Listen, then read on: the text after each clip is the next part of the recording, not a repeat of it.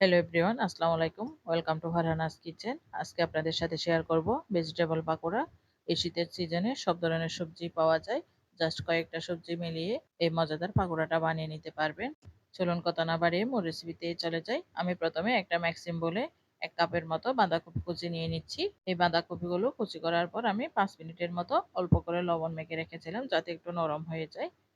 তারপরে এড করে দিচ্ছি হাফ কাপের মতো গাজর কুচি, 1 কাপ আলু কুচি। আমি এগুলো একদম ছোট ছোট করে কুচি করেছি। আপনারা চাইলে গ্রেটার দিয়েও গ্রেট করতে পারেন, তবে কুচি করে দিলে আমার মনে হয় পাকোড়াগুলো অনেক বেশি ক্রিস্পি হয়। 1/3 কাপ পেঁয়াজ কুচি, পরিমাণ মতো ধনিয়া পাতা কুচি এবং কাঁচামরিচ কুচি। এগুলো আপনারা আপনাদের পছন্দ মতো দিতে পারেন। আমি কয়েকটা কাঁচামরিচ ফালি করেও দিচ্ছি, আবার কয়েকটা কুচি করেই দিচ্ছি।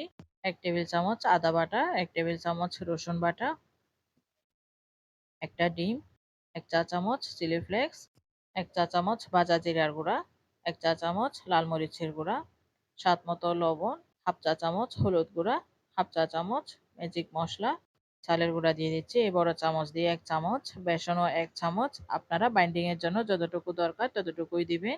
চালের গুঁড়া দিলে পাকোড়াগুলো অনেক বেশি ক্রিস্পি হয়। আমি জালের পরিমাণ বাড়িয়ে দিয়েছি কারণ আমি অনেক বেশি জাল পছন্দ করি। আপনারা আপনাদের টেস্ট অনুযায়ী দিবেন। এখন ভালোভাবে মেখে নিয়েছি। এই যে দেখেন, মেখে নেওয়ার পর যদি ঠিকমতো পাকোড়ার শেপটা দেওয়া যায় তখনই বুঝতে হবে চালের গুঁড়া আর বেসন অ্যাড করতে হবে না। আমার এটা হয়ে গেছে। এখন চলে যাচ্ছি চুলায়। চুলায় আমি আগে থেকে ফ্রাই প্যানে তেল গরম করে নিয়েছি। তারপর একটা একটা করে পাকোড়া দিয়ে দিচ্ছি। পাকোড়াগুলো যতই গোছালো করে দিবেন ততই দেখতে সুন্দর লাগে এবং অনেক বেশি ক্রিস্পি হয়। First to last solar flame medium to লোতে রেখে আমি পাকোড়াগুলো উল্টে পাল্টে ভেজে নিচ্ছি। দেখতে দেখতে কয়েকটা পাকোড়া হয়ে গেছে, এগুলো আমি তেল থেকে উঠিয়ে নিচ্ছি। ঠিক একইভাবে আমি সবগুলো পাকোড়া ভেজে নিব। একটা টিস্যু পেপারের উপর নিয়ে নেব যাতে এক্সট্রা তেলগুলো স্যুপ করে নেয়। এই যে দেখেন, আমি সবগুলো পাকোড়া ফ্রাই করে নিয়েছি। যদিও বা সবগুলো পাকোড়া এই প্লেটে নিইনি, আমি যতটুকু তৈরি করেছি এইটুকুতে অনেকগুলো পাকোড়া হবে।